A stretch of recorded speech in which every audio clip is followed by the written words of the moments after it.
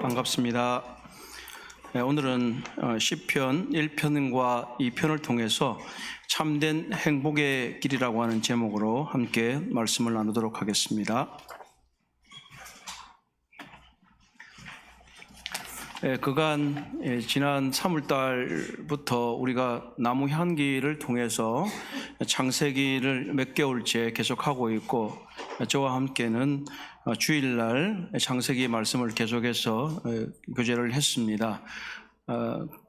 그러면서 웬만큼 저희들이 창세기에서 다루어야 할 말씀들을 다루었다고 생각이 되어지고, 이제 창세기가 마쳐지기 때문에 다른 본문을 택해서 함께 말씀을 나누고자 하는 마음이 있었는데, 지난 2달 동안 우리의 전체 성경 읽기에서 시편을 지난 금요일까지 함께 다 읽었습니다. 우리가 때때로 생각해 보면 서신서나 이런 또 역사적인 이야기들에 대해서는 말씀을 나누는 경우가 많지만 시편에 대한 설교는 그렇게 많지는 않은 것 같습니다. 제가 다른 곳을 찾아보았는데 대동소이한 그런 것을 보았습니다. 그래서 이 시편은 굉장히 중요한 본문임에도 불구하고 잘 나누어지고 있는데, 또 한편으로는 이 시편은 우리 주 예수 그리스도에 대한 많은 것들을 담고 있기 때문에 이 시편을 통해서 우리 주님을 보다 더 아는 그러한 좋은 계기가 되기를 바라는 마음으로 함께 금년 하반기 동안 시편 말씀을 좀 상고하도록 하겠습니다. 오늘 제목을 참된 행복의 길이라고 하는 것으로 정해 보았는데요. 이 행복이라고 하는 문제는 사실 행복이라는 어떻게 문제인지 과제인지는 생각을 해보아야겠지만, 역사를 통틀어서 모든 사람들이 추구하는 중요한 가치관이 아닌가 이렇게 생각이 되어집니다. 만약에 제가 개별적으로나 우리 성도님들께 좀 행복하십니까? 이렇게 물어보면 어떻게 답을 하시겠습니까?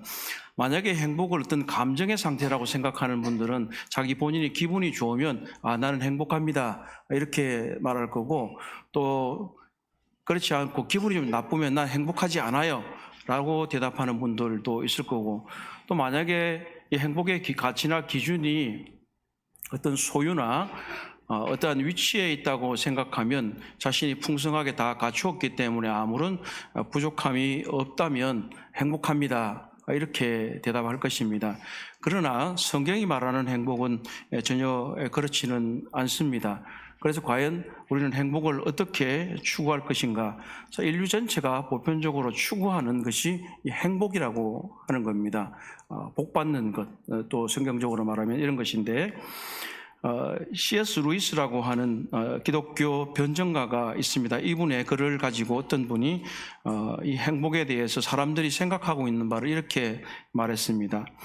인생에서 행복만큼 간절히 바라는 것도 잡히지 않는 것도 복잡한 것도 없다. 사람들은 자신을 행복하게 해줄 것이라고 믿는 것을 간절히 소망하며 그것을 위해 최선을 다한다. 건강, 아름다운 외모, 이상적인 결혼, 효도하는 자녀, 안락한 가정, 사회적 성공, 인기, 물질적 부여 등이 사람들이 자신을 행복하게 해줄 것이라고 믿는다. 그러나 이러한 것을 얻은 사람이 모두 행복을 찾은 것은 아니다. 이렇게 말하고 있습니다. 그럼 도대체 무엇이 행복인가 하는 것입니다. 도대체 모든 사람들이 추구하는 가장 지상 최대 부활을 어떻게 하면 얻을 수 있을까? 이 시편 1편과 전체 시편은 이 행복에 대한 답을 제공해 주고 있습니다. 다른 한편 우리의 인생의 최고의 행복은 우리의 구원자 되신 예수 그리스도를 아는 것입니다. 그렇기 때문에 이 시편은 많은 곳에서 이 이야기를 하고 있습니다. 이 시편 중에서 예수 그리스도를 직접 또는 간접으로 나타내고 있는 시편들이 여러 개가 있습니다. 이것을 통상 메시아 시편이라 이렇게 말을 합니다. 메시아 시편이라고 부르는데 최소 9편 정도에서 20편 정도가 이 메시아 시편이라고 불려집니다. 이것은 예언적으로 예수 그리스도를 묘사하고 있고 다윗의 경험 속에서도 예수 그리스도가 드러나는 것들을 통해서 간접적으로 묘사하고 있는 것입니다. 다윗은 이 노래를 통해서 바로 그리스도의 성품과 사역을 알려주려고 했습니다. 시편은 5권으로 이루어져 있습니다. 작은 1권, 2권, 5권 그렇게 되어 있는데 5권까지 있는데 우리가 보통 시편을 1장, 2장 이렇게 부르지는 않고 1편, 2편이라고 부르는 것은 그것이 시기 때문에 그렇게 부르고 있습니다. 물론 1장, 2장 한다고 해서 전혀 잘못된 것은 아니지만 통상 우리 기독교 이 성경 분류와 부르는 범위 안에서는 그렇게 이야기를 하고 있습니다.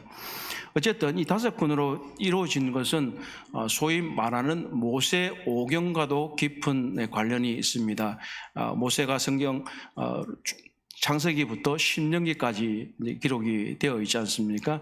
이것을 이제 본떠서 이 시편은 5권으로 되어 있는데 이 어떤 분들은 이것을 창세기부터 신명기까지 연결을 시켜서 예를 들어서 시편 1편은 창세기적인 이 톤을 담고 있다. 그리고 마지막 권은 신명기적인 어떠한 의조를 가지고 있다. 이렇게 이야기를 하는 분들도 계시고 또 어떤 분들은 이 다윗의 왕권과 관련해서 이 시편의 바벨론 포로 이전과 그리고 다윗의 왕권이 수립되고 나서 다윗의 왕권이 망한 다음에 다시 다윗의 왕권의 회복을 위한 노래로 점점점 이어지는 그런 시편의 분석도 있습니다.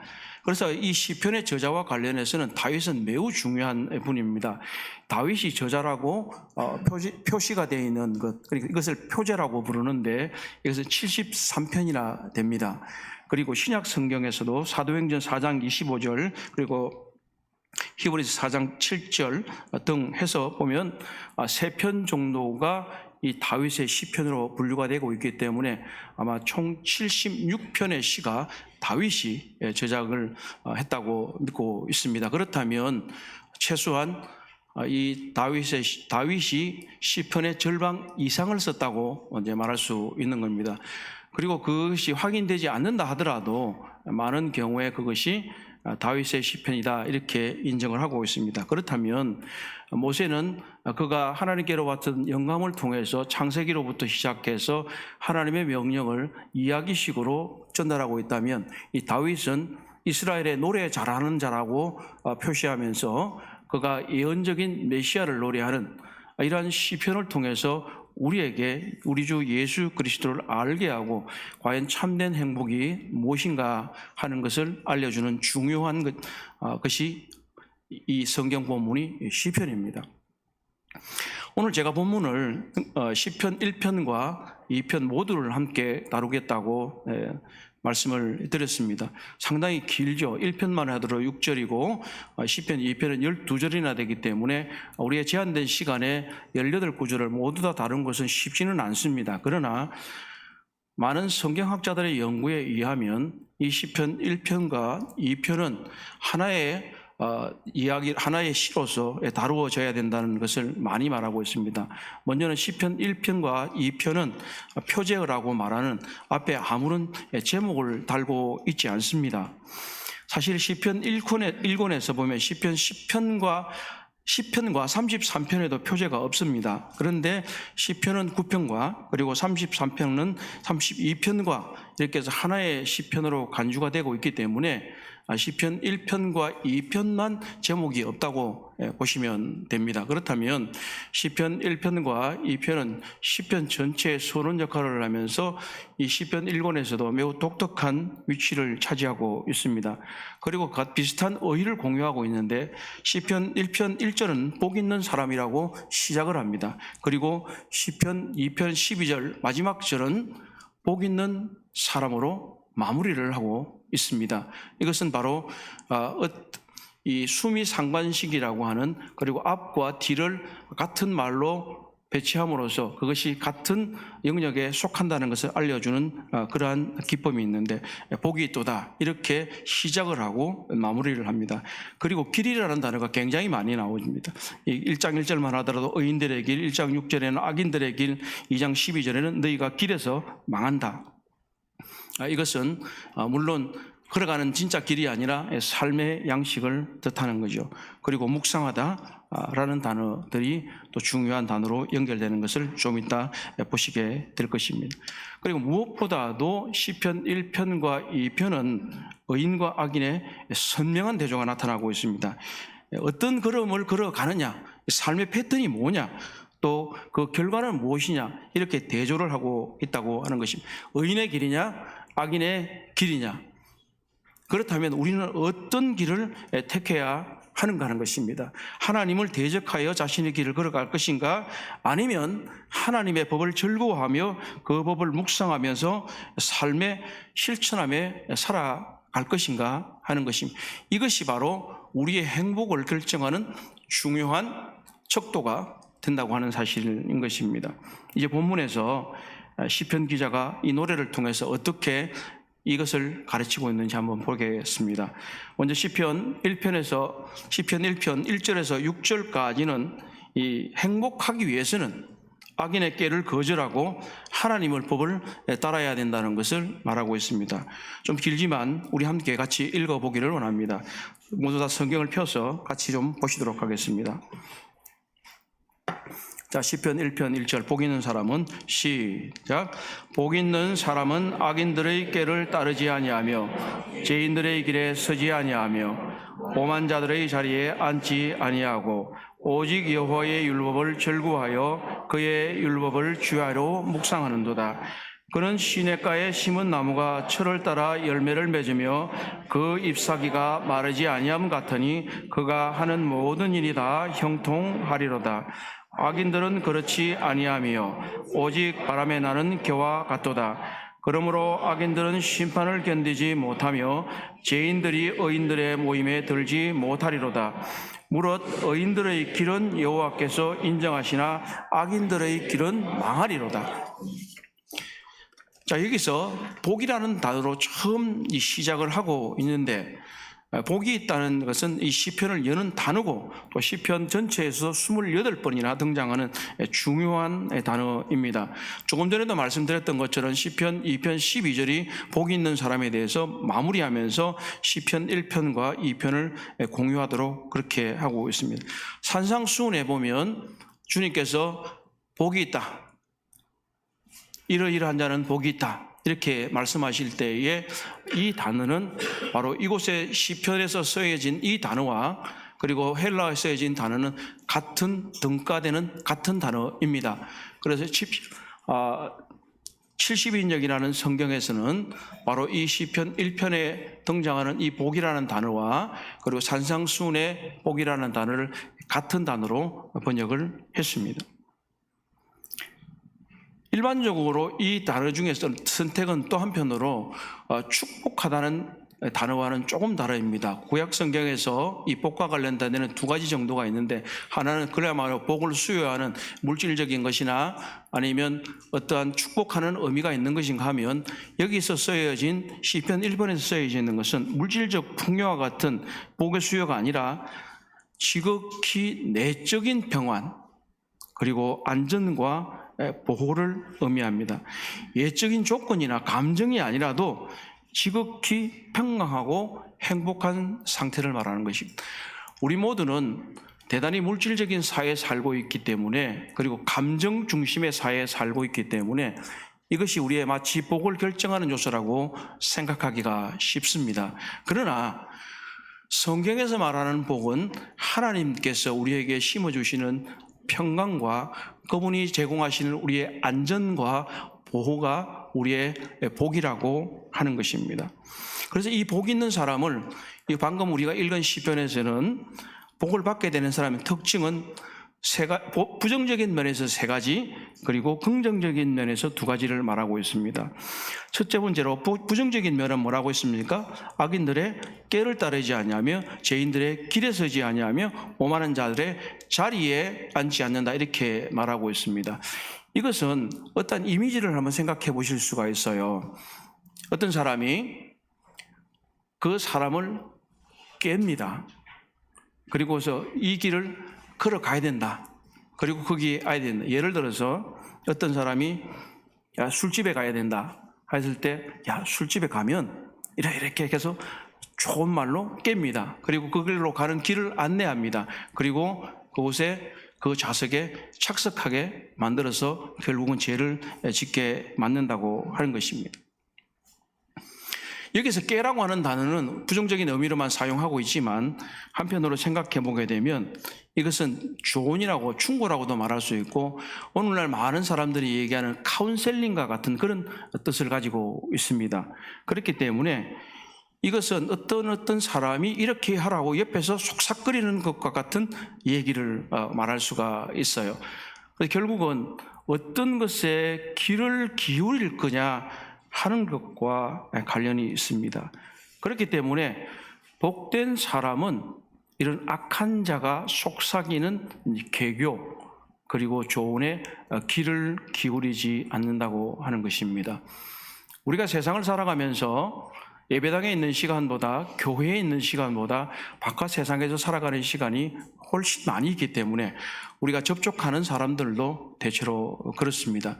그렇기 때문에 그들의 경우에 있어서는 세상의 지혜와 세상의 모략을 가지고 우리에게 얘기를 하면 이렇게 하는 거야. 이렇게 살아야 편하게 사는 거야.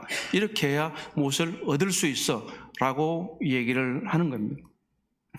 그러나 예수 그리스도를 알지 못하는 불경건한 자의 조언은 우리를 나쁜 길에 빠뜨리게 되고 그걸 악한 자들과 함께하는 자리에 앉게 만들 것입니다. 세상의 모략은 하나님의 말씀과 항상 상충됩니다.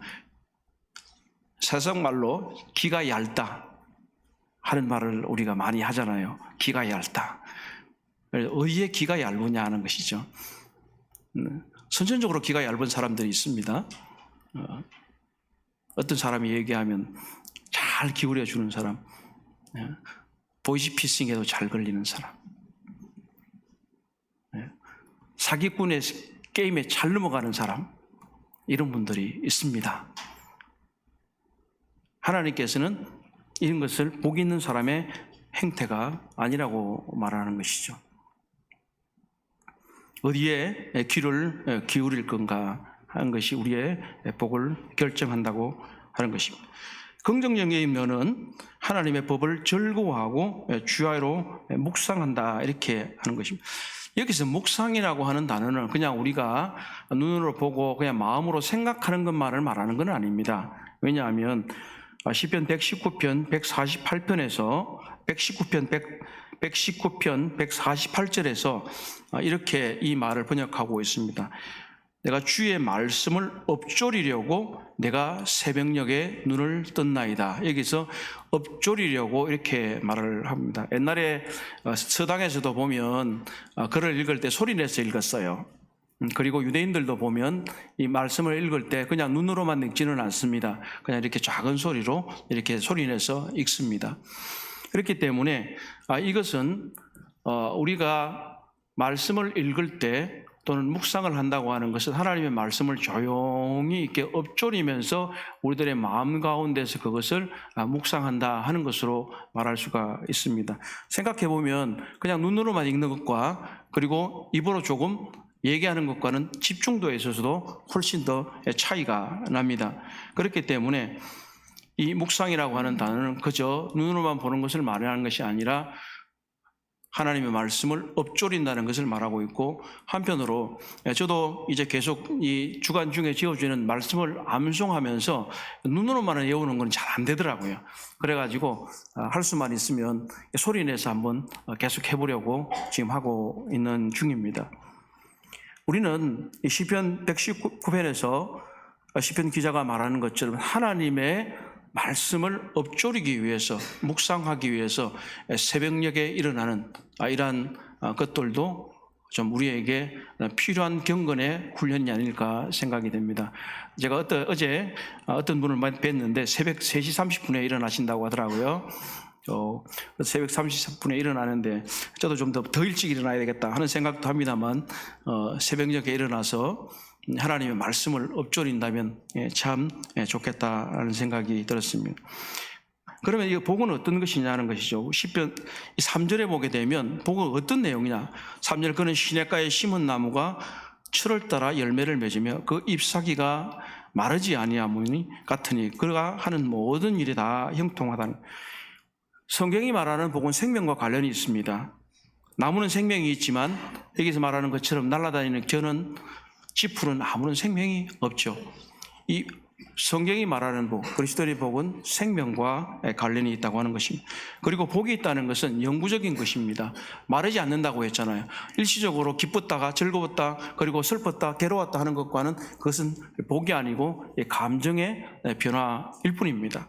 그렇다면 바로 주님이 주시는 것이 말로 영구적인 시냇가에 심은 나무가 잎사귀가 결코 마르지 않는 것처럼 그러한 복이 우리들에게 있어야 한다는 것입니다. 그리고 복이 있다는 것은 존재를 특징으로 합니다. 나무는 열매를 맺음으로써 그 존재의 의미가 있는 겁니다. 그리스도인도 마찬가지입니다. 성령의 열매 또 우리에게 하나님께서 주신 우리의 성품의 열매를 맺을 때 우리의 존재의 의미가 있는 겁니다.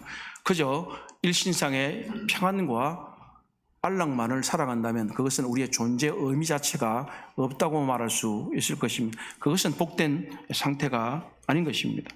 그렇기 때문에 우리는 우리의 복이 과연 무엇인지 어떻게 해야 이 복을 받을 수 있는지를 생각해 보아야 하는. 복 있는 사람들은 악인의 꾀를 따르지 아니하며 죄인들의 길에 들어서지 아니하며 오만한 자의 거리에 앉지 아니하고 자리에 앉지 아니하고 오직 여호와의 율법을 즐거워하며 그의 율법을 주야로 묵상하는 자로다. 이렇게 말하고 있습니다. 그렇기 때문에 우리는 악인들에게 조언, 충고를 거절하고 하나님의 온전한 법을 따라야 합니다. 우리들의 경건 생활과 우리의 행복한 삶에 있어서 하나님의 말씀은 매우 필수적입니다. 하나님의 말씀이 우리들의 마음 가운데 없다면 아무리 자신이 물질적으로 풍요하고 감정적으로 기분이 좋고 한다 할지라도 그건 성경이 말하는 행복이 아닙니다. 과연 어떤 길을 갈 것인가? 이 길이라고 하는 것은 조금 전에도 말씀드렸던 것처럼 어떠한 진짜 길이 아니라 삶의 패턴이고 삶의 방식이라고 하는 것입니다. 곰곰이 한번 생각해 봅시다. 우리는 어떤 삶의 패턴을 가지고 있습니까? 삶의 방식을 가지고 있습니까? 내가 아침에서 일어나서부터 저녁에 잠자리에 들 때까지 또는 아니면 요즘은 저녁에 잠자리에 들어서도 잠을 못 자기 때문에 잠자리에 침대에 누워서도 과연 우리는 무엇을 하는지, 어떠한 방식으로 우리의 삶을 살아가는지, 우리는 오늘 이 자리에 나오기 위해서 주일을 어떻게 준비하는지, 그리고 끝난 다음에 일주일을 살아가기 위해서 어떠한 삶의 패턴을 가지고 가는지, 나의 경건 생활의 패턴은 어떠한지, 하나님의 말씀에 대한 나의 태도는 어떠한지, 우리의 길이라고 하는 것은 바로 우리의 삶의 태도와 밀접하게 관련되어 있다고 하는 것입니다. 우리의 삶의 방식, 우리가 걸어가는 길이 어디에 앉을 것인지를 결정한다고 하는 사실입니다. 1절에서 복 있는 사람은 악인들의 꾀를 따르지 아니하고 죄인들의 길에 서지 아니하며 오만한 자들의 자리에 앉지 않는다라고 말하고 있는 것은 그가 처음부터 악인들을 따라가게 되면 그 길을 조언을 듣고 길을 따라가면 결국은 그러한 자리에 서게 되는 것이고 하나님의 법과 하나님의 조언을 따른다면 우리는 하나님의 백성과 함께 자리에 앉아 있게 되는 것입니다. 결국은 어디에 길을 기울일 것이냐, 어떤 길을 따라갈 거냐에 따라서 우리의 최종적인 우리들의 자리가 결정된다고 하는 사실입니다. 그렇기 때문에 우리는 악인들의 좋은 꾀를 거절하고 하나님의 법을 따라가야 할 것입니다. 2장 1절에서 6절은 또한 행복을 얻기 위해서는 하나님의 법과 권위에 온전히 굴복해야 된다라고 말하고 있습니다. 하나님의 법과 권위에 온전히 굴복해야 된다. 우리 함께 또 2장 1절에서 6절을 좀 읽도록 하겠습니다. 어찌하여 시작. 어찌하여 이방 나라들이 분노하며 민족들이 헛된 일을 꾸미는가. 세상의 군왕들이 났으며 관원들이 서로 꾀하며 여호와와 그의 기름 부은 받을 자를 대적하며 우리가 그들의 맨 것을 끊고 그의 결박을 벗어버리는 자 하는도다. 하늘에 계신 이가 웃으시며 주께서 그들을 비웃으시려다. 그때의 분을 바라여 진노하사 그들을 놀라게 하여 이르시기를 내가 나의 왕을 레위의 거룩한 산 시온에 세웠다 하시리로다.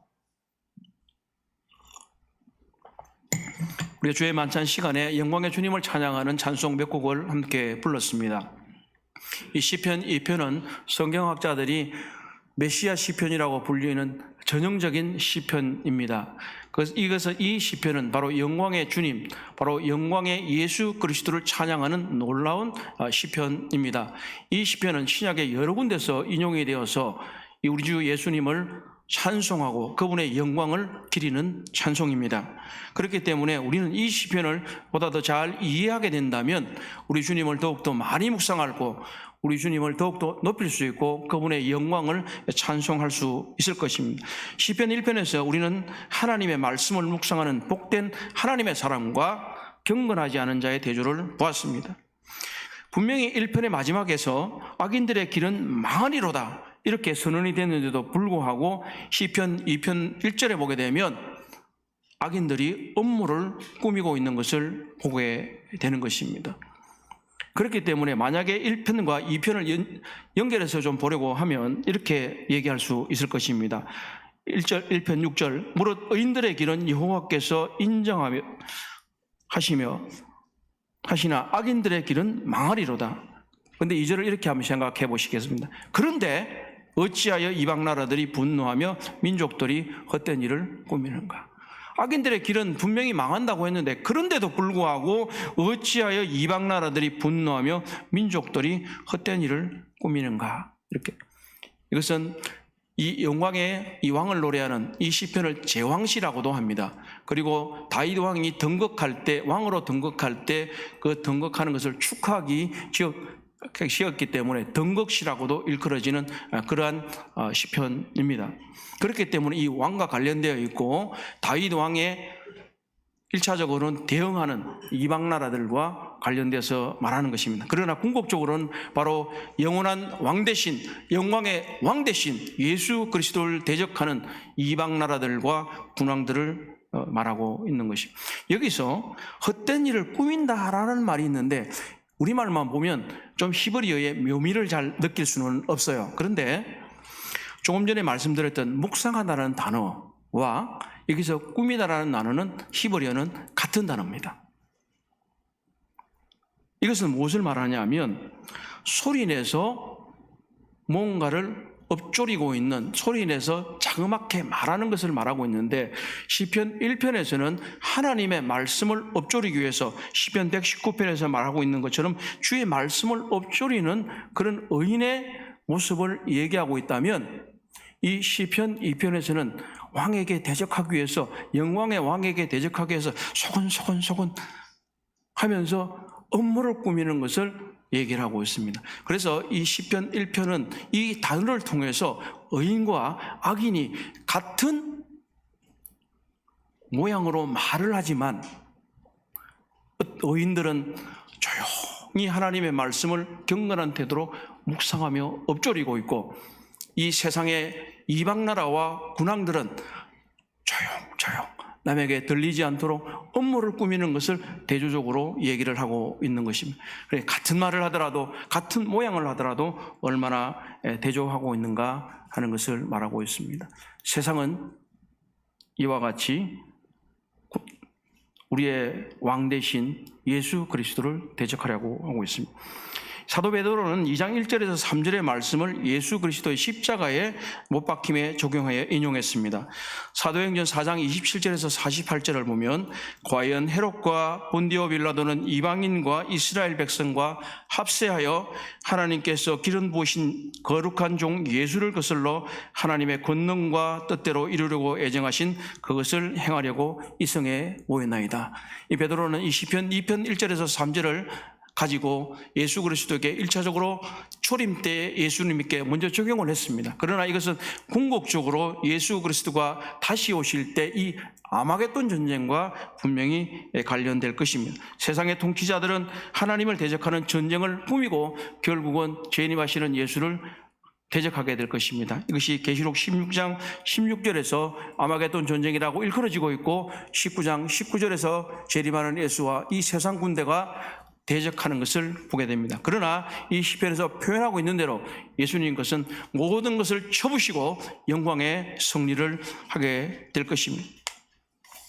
그러면 이것이 예수님의 초림 때에 그리고 이제 예수님의 재림 때에 일어날 일이라면 오늘날에는 어떻게 이 일들이 이루어지고 있을까요? 하나님을 반역하는 열방들의 도모가 그리스도를 대적하는 것이 오늘날 어떻게 나타나고 있냐 하는 것입니다. 성경에 기록된 이 하나님의 법과 도덕, 결혼에 관한 모든 말씀이 무시당하고 있습니다. 그렇지 않습니까? 그리고 피조물들은 인간이 자기 스스로의 삶을 결정합니다. 하나님이 아니라 내가 하나님이다라고 말하고 있는 겁니다. 그리고 하나님의 절대적인 법이 아니라 상대적인 법, 상황윤리를 자신의 법들로 세우고 있는 것입니다. 인간을 인간답게 만들게 할 수 있는 모든 법칙과 제도는 사람들로부터 예면당하고 있고 오히려 현대인은 하나님이 세우신 모든 제한과 하나님의 법으로부터 해방되려고 자유하려고 애쓰고 있는 것입니다. 오늘날의 시대상은 마치 모든 지주대가 다 쓰러진 것처럼 무슨 일이 발생할지도 모르는 바람 속의 겨와 같은 그런 상황입니다. 이러한 타락이 어디부터 시작됩니까?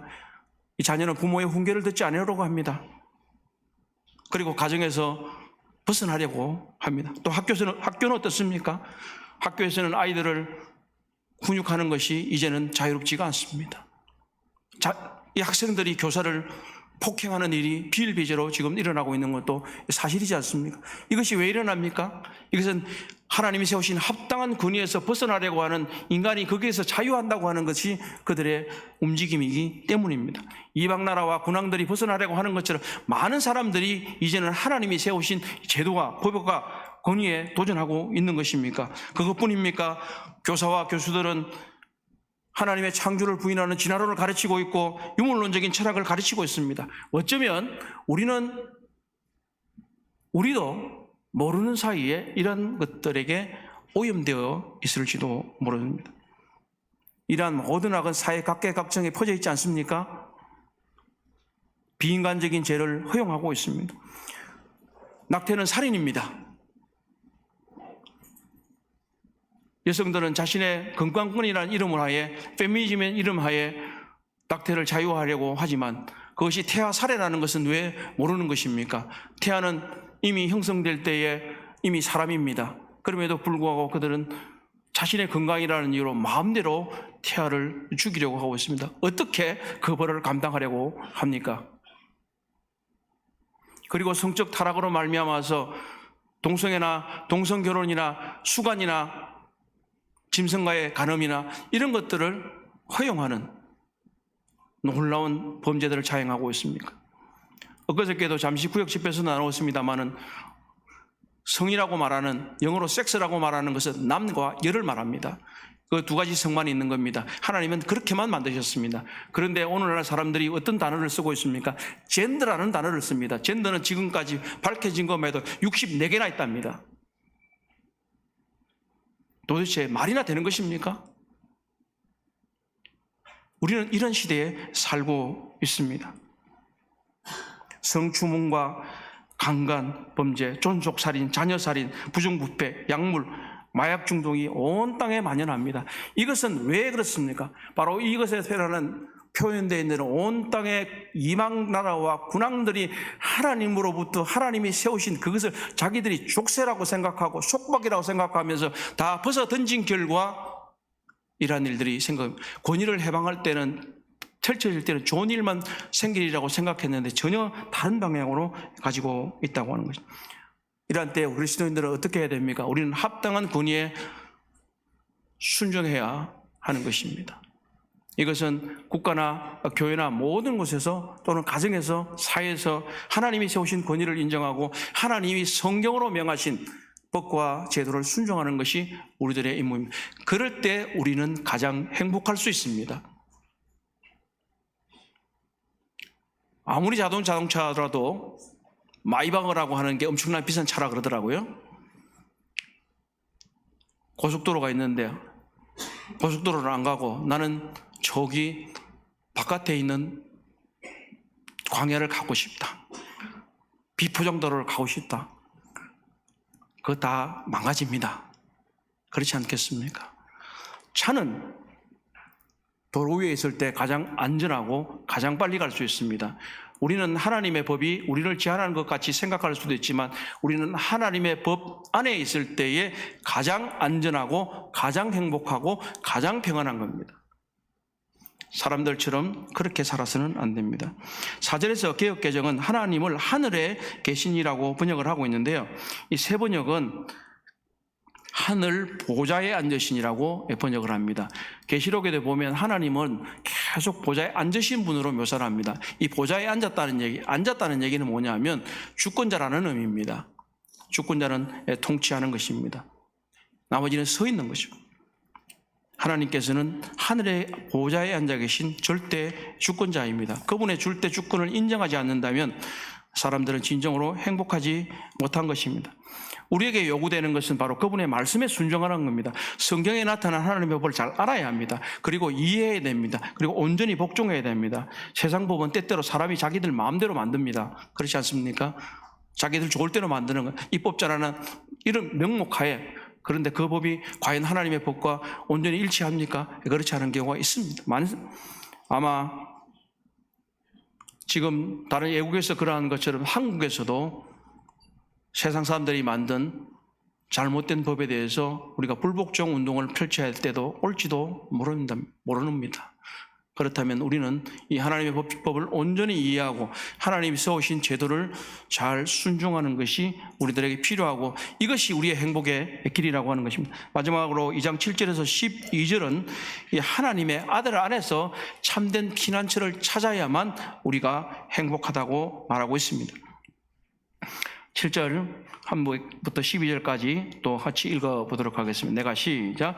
내가 여호와의 명령을 전하노라. 여호와께서 내게 이르시되 너는 내 아들이라. 오늘 내가 너를 낳았도다. 내게 구하라. 내가 이방 나라를 내 유업으로 주리니 내 소유가 땅끝까지 이르리로다. 내가 철장으로 그들을 깨뜨리며 질그릇같이 부수리라 하시도다. 그런즉 군왕들아 너희는 지혜를 얻으며 세상의 재판관들아 너희는 교훈을 받을지어다. 여호와를 경외함으로 섬기고 떨며 즐거워할지어다. 그의 아들에게 입맞추라. 그렇지 아니하면 진노하심으로 너희가 길에서 망하리니 그의 진노가 급하심이라. 여호와께 피하는 모든 사람은 다 복이 있도다. 이 부분은 일부적으로 다윗에게 적용이 되는 것이 맞을 것입니다. 그러나 하나님께서 이방 나라를 내 유업으로 주는 것과 내 소유가 땅끝까지 이른다고 하는 이러한 표현들과 철장으로 만국을 다스리라고 하는 이 표현은 다윗에게 결코 이루어지지 않았기 때문에 이것은 우리 주 예수 그리스도를 묘사하는 것이 틀림이 없습니다. 그렇기 때문에 이 시편은 메시아 시편이라고 말할 수 있고 우리 주 예수 그리스도의 영광을 묘사한다고 말할 수 있습니다. 시편 2편 7절에 내가 너를 낳았다는 표현이 우리의 종종 신경을 건드립니다. 마치 하나님께 아버지께서 어느 날 어느 때에 예수 그리스도를 낳았고 그 아들이 영원 전부터 있었던 것이 아니라 마치 어느 시점에 생겨났다고 하는 오해를 불러일으킬 수 있습니다. 그러나 이것은 하나님께서 아들에게 새로운 신분을 어떤 때에 새로 만들었다고 하는 그런 것이 아니라 바로 이것은 예수 그리스도의 메시아 되심을 선포하는 것입니다. 신약 성경에서도 하나님 아버지께서 그분이 메시아 아들 되심을 선포하셨고 가브리엘이 알렸고 예수님의 침례 때도 재확인이 됐고 그분의 부활로도 확인이 되었습니다. 고대 근동에서는 왕이 왕권을 차지하게 되면 나았다 하는 표현을 썼습니다. 중국에서 그 나라의 임금, 황제를 뭐라고 부릅니까? 천자라고 부르죠. 자기가 하나님의 하늘 아들이라고 하는 거잖아요. 그래서 중국에서 예전에 조선시대만 하더라도 조선의 왕은 하늘의 제사를 지낼 수 없었습니다. 그것은 이 황제만 할 수 있다고 생각했어요. 그래서 대한제국이 선포되면서 을지로 쪽에 원구단이라는 걸 만들었습니다. 그러면서 지금부터 우리도 황제국이기 때문에 하늘의 제사를 지낼 수 있다. 다시 말하면 그때부터 조선의 임금도 천자처럼 얘기를 했던 것입니다. 그리고 고대 근동과 이 많은 풍습은 임금이 하늘의 아들이라고 하는 생각을 가지고 있었습니다. 그렇기 때문에 이 표현 자체는 바로 예수 그리스도께서 우리의 왕되심, 메시아 되심을 선포하는 단어입니다. 이것은 문학적인 표현이지 우리가 그냥 문자 그대로 그렇게 이해하는 것이 아닙니다. 이 구절은 사도행전 13장과 히브리서 1장 5장에서도 인용되어서 예수님의 메시아 되심을 분명하게 선포했습니다. 그리고 2장 8절과 9절에서는 조금 전에도 말씀드렸던 대로 예수 그리스도가 만유의 상속자라시라는 것을 분명하게 말하고 있는 것입니다. 내게 구하라 그리하면 내가 열방을 네 유업으로 땅끝까지 내 소유로 주리라. 이는 메시아의 되심에 대한 상속자의 선포입니다. 이것은 다윗 왕에게는 결코 적용이 되지 않고 신성한 메시아이신 예수 그리스도에게만 적용이 되는 것입니다. 메시아는 히브리 말이고 그리스도는 헬라 말입니다. 같은 말이죠. 다시 말해서 성부 하나님께서는 성자 하나님께 온 우주의 통치권을 약속했고 온 땅의 그의 권위에 굴복했습니다. 그렇기 때문에 예수 그리스도께서는 우리의 왕이십니다. 그분은 우리의 영원한 왕이시고 우리의 영광의 왕입니다. 이것을 아는 것은 우리에게 매우 중요한 일입니다. 우리는 십자가에 못 박힌 그 분이, 우리의 죄를 지고 가시관을 쓰고 가신 그분이 어느 날 우리에게는 영광의 관을 쓰시고 오실 그날이 있다고 하는 것입니다. 우리는 이 예수님의 두 모습을 다 알아야 합니다. 계시록에서는 분명히 예수 그리스도가 이 아마겟돈 전쟁에서 열왕들을 다 멸망시키고 이 천년 왕국, 메시아 왕국을 세울 때에 그분이 철장으로 다스릴 것을 분명히 말하고 있는 것입니다.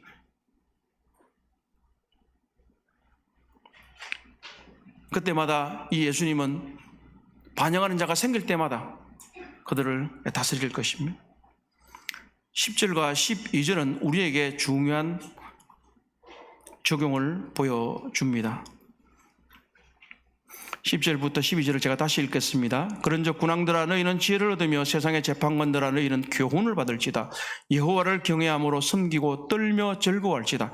그의 아들에게 입맞추라. 그렇지 아니하면 진노하심으로 너희가 길에서 망하리니 그의 진노가 급하심이라. 여호와께 피하는 모든 사람은 다 복이 있도다. 처음에 복이 있도다라는 말로 시작할 때 이 하나님을 경외하는 사람의 복에 대해서 말했다면 이제 영광의 아들 예수 그리스도께 입맞추지 아니하면 잘못된 길에 들어서 있는 그 사람은 멸망하리라고 하는 것입니다. 뭐라고 말했습니까? 진노가 급하다. 얼마 남지 않았다. 기회는 지금이다. 진노가 시작이 되면 피할 길은 아무것도 없습니다. 이것은 믿지 않는 자에게 1차적으로 적용이 분명히 되는 것입니다. 그러나 믿는 자들에게도 우리가 적용점을 분명히 찾을 수 있습니다. 우리가 하나님의 법과 예수 그리스도의 가르침에 지속적으로 순종하지 않고 잘못된 길로 계속 걸어가게 된다면 망할 수밖에 없습니다. 분명히 말하고 있는 것은 그 아들에게 입맞추라. 그렇지 않으면 진노하심으로 너희가 길에서 망하리니 그의 진노가 급하심이라. 입맞추라고 하는 표현은 그야말로 남녀가 입맞추라고 하는 그런 표현이 아닙니다. 이것은 경배와 충성을 바치는 왕에게 반역하지 않는, 그리고 충성하겠다고는 맹세의 표시인 것입니다. 특별히 처음 시작할 때 이 반역하는 이방 나라들과 이 왕들에게 대해서 얘기했기 때문에 너희들이 더 이상 반역하면 안 된다. 그들에게 이 영광의 왕, 만왕의 왕, 만주의 주이신 예수 그리스도께 충성과 경배를 바치라고 하는 것입니다. 이것은 비록 불신자에게만 해당이 되겠습니까? 우리 모두에게도 영광의 왕, 만주의 주이신 예수 그리스도께 우리의 충성과 헌신과 경배를 바쳐야만 하는 것입니다. 그럴 때 우리는 비로소 행복하다고 말할 수가 있는 것입니다.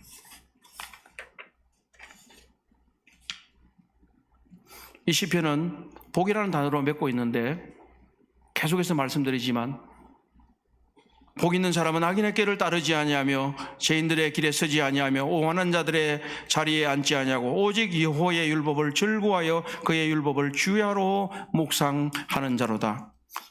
마지막에 여호와께 피하는 모든 사람은 복이 있도다. 피난처는 다른 곳이 없습니다. 세상에 가면 우리에게 피난처를 제공할 것처럼, 어지처를 제공할 것처럼 말하지만 우리들에게 결코 세상은 피난처가 되지 못합니다. 하나님만이 우리의 피난처이고, 그곳에 피난했을 때 우리는 말할 수 없는 평강과 안전과 보호를 경험할 수 있는 것입니다. 그것이 우리의 행복입니다. 행복을 다른 곳에서 찾으려고 하지 마십시다. 우리의 행복은 주님 안에 있습니다. 그분이 우리의 피난처이십니다. 그분이 우리에게 행복을 주시는 분입니다. 우리에게 얼마나 이것이 위로가 되는 메시지인 것입니까? 세상은 우리에게 결코 행복도 주지 않을 것이고 즐거움도 주지 않을 것입니다. 주는 것처럼 하다가 우리들의 것만 빼앗고 우리들을 내팽겨 채 버릴 것입니다. 결코 세상이 말하는 꾀에 귀를 기울여서는 안 될 것입니다. 하나님의 법에 귀 기울이고 하나님의 법을 따라서 살아가야 합니다. 분명히 예수 그리스도께서 다시 오셔서 믿는 사람들을 대적하는 악한 사람들을 징계하시고 그들을 벌하실 것입니다. 이것은 우리들에게 소망입니다. 그렇기 때문에 우리는 오늘날 악인들의 꾀를 따르지 않고 악인들의 자리에 서지 않으면서도 감사함으로 살아갈 수 있는 것입니다. 이 세상에서 조금은 불편할 수 있겠습니다. 그렇지 않습니까? 과연 하나님의 법과 제도를 따라가는데 우리에게 편안함만 있던가요? 그렇지는 않습니다. 그러나 궁극적인 평강과 안전과 행복은 우리 주 예수 그리스도 안에 있을 때 있다고 하는 것입니다. 여호와께 피하는 모든 사람은 복이 있도다. 진정으로 우리 행복하기를 원한다면, 참된 행복의 길을 가지고 싶다면 악인의 꾀를 거절하고 하나님의 법을 따라야만 합니다. 그리고 그 하나님의 법과 권위에 온전히 굴복해야만 합니다.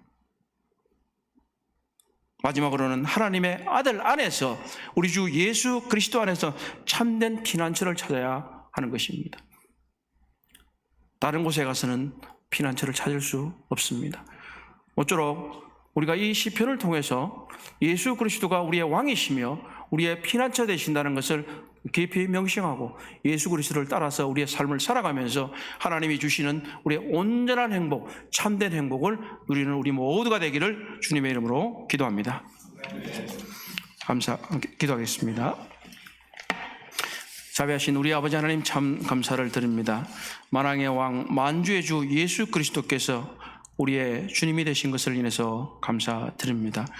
우리는 세상에 귀를 기울이지 않고 세상의 악한 인들의 꾀를 기울이지 않고 오직 하나님의 법을 즐거워하며 그 안에 거하며 우리 주 예수 그리스도 안에 거함으로 말미암아 우리 주님이 주시는 행복과 피난처 되심을 경험할 수 있도록 도우시기를 기도드립니다.